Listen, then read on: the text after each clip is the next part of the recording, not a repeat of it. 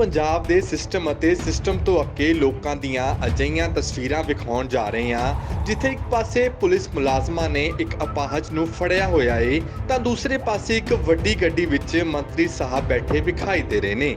ਲੋਕਾਂ ਦੀ ਭੀੜ 'ਚ ਇਕੱਲਾ ਹੀ ਪੁਲਿਸ ਵਾਲਿਆਂ ਨਾਲ ਅੱਗੇ ਪਿੱਛੇ ਹੁੰਦਾ ਇਨਸਾਨ ਜਦੋਂ ਮੰਤਰੀ ਸਾਹਿਬ ਨੂੰ ਮਿਲਣ ਦੀ ਕੋਸ਼ਿਸ਼ ਕਰਦਾ ਜਾਪ ਰਿਹਾ ਏ ਤਾਂ ਲਾਲ ਬੱਤੀ ਵਾਲੀ ਗੱਡੀ ਸ਼ੂ ਕਰਕੇ ਕੋਲੋਂ ਲੰਘ ਜਾਂਦੀ ਹੈ ਅਤੇ ਇਹ ਇਨਸਾਨ ਅੱਖਾਂ ਜਿਹੀਆਂ ਮਲਦਾ ਸ਼ਾਇਦ ਸਿਸਟਮ ਨੂੰ ਕੋਸਦਾ ਜਾਪ ਰਿਹਾ ਏ।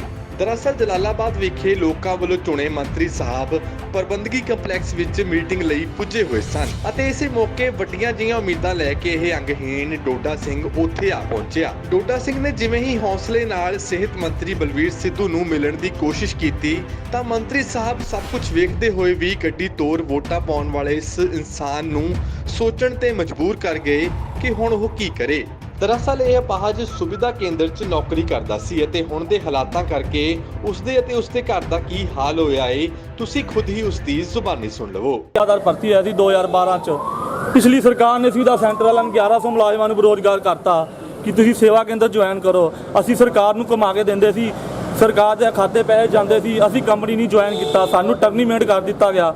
ਕੈਪਟਨ ਸਰਕਾਰ ਨੇ ਪਹਿਲਾ ਵਾਅਦਾ ਕੀਤਾ ਸੀ ਸਾਡੀ ਪਹਿਲੀ ਕੈਬਨਿਟ ਸਰਕਾਰ ਬਣੀ ਤੁਹਾਨੂੰ ਸੁਵਿਧਾ ਮੁਲਾਜ਼ਮਾਂ ਨੂੰ ਅਸੀਂ ਬਹਾਲ ਕਰਾਂਗੇ। ਅੱਜ ਅਸੀਂ ਸੁਵਿਧਾ ਦੇ ਵਿੱਚ ਅੰਗਹੀਨ ਮੁਲਾਜ਼ਮ ਵੀ ਲੱਗੇ ਸੀ, ਸਾਡੀ ਸੁਣਵਾਈ ਨਹੀਂ ਹੋਈ। ਮੈਂ 5 ਸਾਲ ਹੋ ਗਏ, ਮੇਰੇ ਪਿਤਾ ਦੀ ਮੌਤ ਹੋ ਚੁੱਕੀ ਏ, ਮੈਂ 10,000 ਰੁਪਏ ਤੋਂ ਮਥਾ ਆਇਆ। ਮੇਰੇ ਘਰ ਚੱਲ ਕੇ ਮੇਰੇ ਘਰ ਦੀ ਕੰਡੀਸ਼ਨ ਵੇਖੋ, ਮੈਂ ਤੁਹਾਨੂੰ ਕੀ ਦੱਸਾਂ। ਅੱਜ ਤੋਂ 2 ਸਾਲ ਪਹਿਲਾਂ ਮੈਂ ਸਿੱਧੂ ਸਾਹਿਬ ਨੂੰ ਦਫ਼ਤਰ ਮਿਲਿਆ ਸੀ, ਪਿਛਲੇ ਡੀਸੀ ਸਾਹਿਬ ਨੇ ਧਿਆਨ 'ਚ ਲਿਆਂਦਾ ਸੀ ਮੁੰਡੇ ਰੱਖੋ, ਉਹ ਸਾਹਿਬ ਦੀ ਬਦਲੀ ਹੋ ਗਈ, ਮੇਰੀ ਫਾਈਲ ਅੰਦਰ ਪਈ। ਮੈਨੂੰ 2 ਸਾਲ ਹੋ ਗਏ ਮੈਂ ਸਾਹਿਬ ਨੂੰ ਮਿਲ ਰਿਹਾ, ਸਾਹਿਬ ਕਹਿੰਦੇ ਕਰ ਦਾਂਗੇ ਕਿ ਮੇਰੀ ਕੋਈ ਸਿਫਾਰਿਸ਼ ਨਹੀਂ। ਮੈਂ ਇੰਨੇ ਵੱਡੇ ਸਟੇ ਅਵਾਰਡ ਲੈ ਚੁੱਕਿਆ, ਗੱਲ ਨਹੀਂ ਸੁਣੀ ਜੀ, ਮੈਨੂੰ ਪਰਾ ਕਰਤਾ ਫਾਈਲ ਲੈ ਕੇ। ਮੈਨੂੰ ਕਹਿੰਦੇ ਗੇਟ ਅੱਗੇ ਮਿਲਾਨੇ ਆ ਕਿ ਅੱਜ ਪੋਲੀਟੀਕਲ ਬੰਦੇ ਸਿਫਾਰਿਸ਼ ਹੈ, ਜੇ ਪਾਈਜ ਬੰਦਾ ਜਿੰਦੇ ਘਰ 'ਚ ਕੁਛ ਨਹੀਂ ਹੈਗਾ ਕਿ ਉਹਦੀ ਸਿਫਾਰਿਸ਼ ਨਹੀਂ। ਮੈਂ ਫਾਲਕਾ ਡਿਸਟ੍ਰਿਕਟ ਸੋਸ਼ਲ ਵਰਕਰ ਵੀ ਹਾਂ, ਹੈਂਡੀਕੈਪ ਹਾਂ, 40 ਵਾਰੀ ਬਲੱਡ ਡੋਨਰ ਹਾਂ, ਠੀਕ ਹੈ ਜੀ। ਮੈਂ ਲੋੜਵੰਦ ਲੋਕਾਂ ਦੀ ਹੈਲਪ ਕਰਦਾ, ਡੇਲੀ ਮੈਂ 20 ਕਿਲੋਮੀਟਰ ਰਨਿੰਗ ਕਰਦਾ। BSF 52 ਬਟਾਲੀਅਨ ਦੇ ਨਾਲ ਅਸੀਂ ਰਲੇ ਆਜ਼ਾਦ ਹਿੰਦ ਕਲੱਬ ਵੱਲੋਂ, ਜਿੱਥੇ ਸਾਡਾ ਬੋਰਡ ਲੱਗਿਆ। ਮੈਨੂੰ ਦੱਸੋ ਮੈਂ ਤੁਹਾਨੂੰ ਆਰਾ ਦੀ ਗਾਰਡ ਦਿਖਾ ਸਕਣਾ ਜੇ ਦੇਖਣਾ ਚਾਹੋ। ਮੈਂ ਬਸ ਇਹੀ ਗੱਲ ਕਹਾਂਗਾ ਮੀਡੀਆ ਵਾਲਿਆਂ ਨੂੰ, ਮੇਰੀ ਆਵਾਜ਼ ਬਚਾਓ, ਮੈਨੂੰ ਨੌਕਰੀ ਦਿਓ ਤੇ ਸਾਨੂੰ ਸਿੱਧਾ ਮੁਲਾਜ਼ਮਾਂ ਨੂੰ ਬਹਾਲ ਕਰਾਓ। ਦੂਸਰੇ ਪਾਸੇ ਜਦੋਂ ਬਲਵੀਰ ਸਿੱਧੂ ਨਾਲ ਇਸ ਮਾਮਲੇ ਤੇ ਗੱਲ ਕੀਤੀ ਗਈ ਤਾਂ ਮੰਤਰੀ ਸਾਹਿਬ ਨੇ ਮਿੱਠੇ ਲਹਿਜੇ 'ਚ ਤਿੱਖੇ ਅਲਫਾਜ਼ ਸੁਣਨ ਵਾਲਿਆਂ ਦੇ ਹੋਸ਼ ਉਡਾ ਦਿੱਤੇ।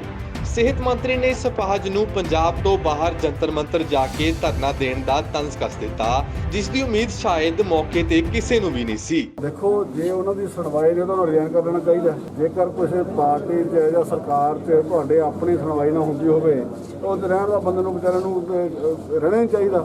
ਔਰ ਵੈਸੇ ਜੋ ਉਹਨੇ ਗੱਲ ਬੜੀ ਜ਼ਰੂਰਤ ਨਾਲ ਕਹੀ ਹੈ ਕਿ ਜੋ ਸੱਚਾਈ ਸੀਗੀ ਉਹ ਲੋਕਾਂ ਸਾਹਮਣੇ ਪੇਸ਼ ਕੀਤੀ ਹੈ। ਮੈਂ ਇਹਦੇ ਲਈ ਧੰਨਵਾਦ ਵੀ ਕਰਨਾ ਚਾਹੁੰਦਾ ਕਿ ਜਿਸ ਤਰੀਕੇ ਨਾਲ ਉਹਨਾਂ ਨੇ ਗੱਲ ਕਹੀ ਹੈ ਤੇ ਉਹਨੂੰ ਬਜਾਏ ਇੱਥੇ ਕਹਿਣ ਦੇ ਕਿ ਥੋੜਾ ਹੋਰ ਉਪਰਾਲਾ ਕਰਨਾ ਚਾਹੀਦਾ।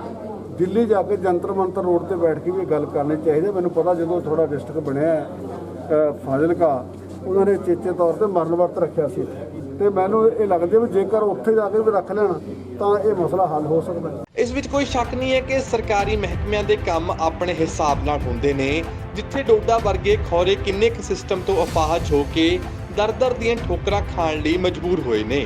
ਫਿਲਹਾਲ ਇਸ ਮਾਮਲੇ ਤੇ ਕੀ ਨਤੀਜਾ ਆਵੇਗਾ ਇਸ ਦਾ ਫੈਸਲਾ ਤਾਂ ਸਮਾਂ ਹੀ ਦੱਸੇਗਾ, ਪਰ ਵੋਟਾਂ ਵੇਲੇ ਲੋਕਾਂ ਦੀ ਦੇਲੀ ਵੜਨ ਵਾਲਿਆਂ ਨੂੰ ਲੋੜ ਸਮੇਂ ਗੱਲ ਤਾਂ ਜ਼ਰੂਰ ਸੁਣ ਲੈਣੀ ਚਾਹੀਦੀ ਸੀ।